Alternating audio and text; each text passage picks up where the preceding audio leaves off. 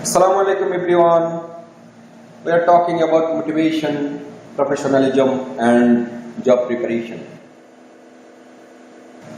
There are some best ways to beat the procrastination and deletion. আমাদের একটা আমি বদভ্যাস বলবো, এমন হয় একটা কাজকে ধরে রাখা, যে না আজ না কাল করব, এখন না পরে করব। এই জিনিসটাকে দূরীকরণের কিছু উপায় আছে।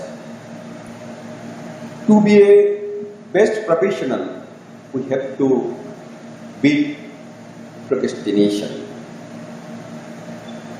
Change your mind and take the steps. পরে করব এই মানসিকতাটাকে পরিবর্তন করুন এবং প্রয়োজনীয় ব্যবস্থা নিন। এটা অভ্যাসে পরিণত করে ফেলুন। Start the day with more difficult task.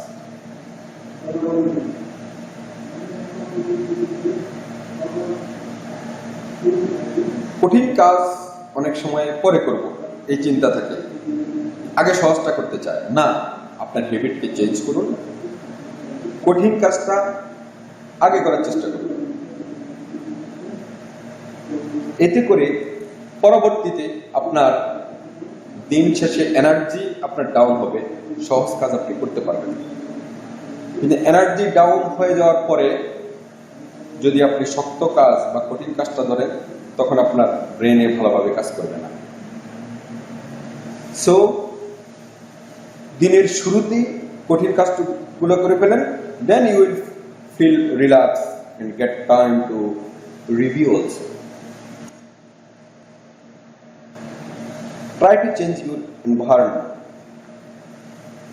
Environment is a big factor to perform. Make the task as enjoyable. কাজ করছেন বিরক্ত বোধ না করে সেটাকে এনজয় করুন।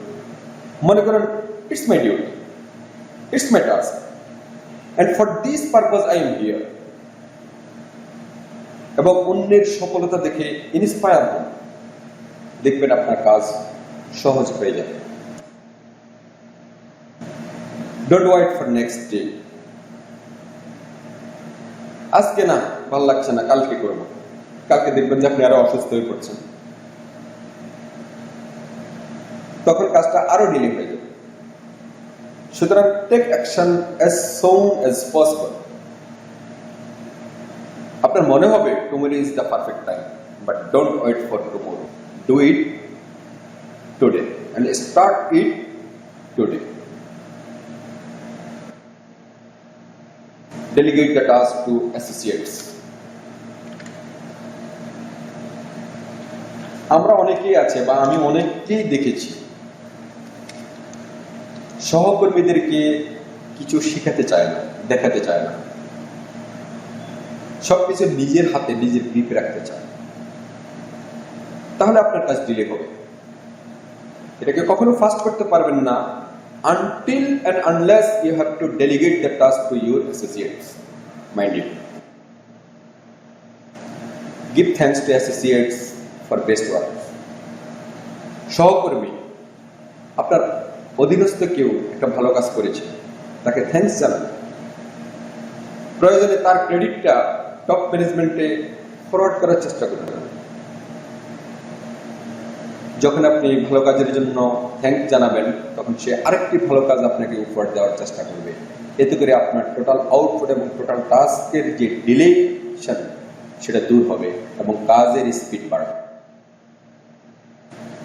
Measure your task by yourself.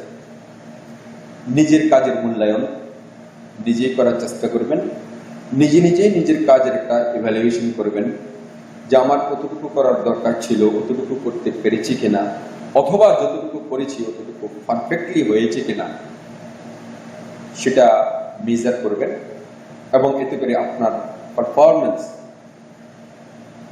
দিন দিন উন্নত হবে এবং টিম উইল প্লে হয়।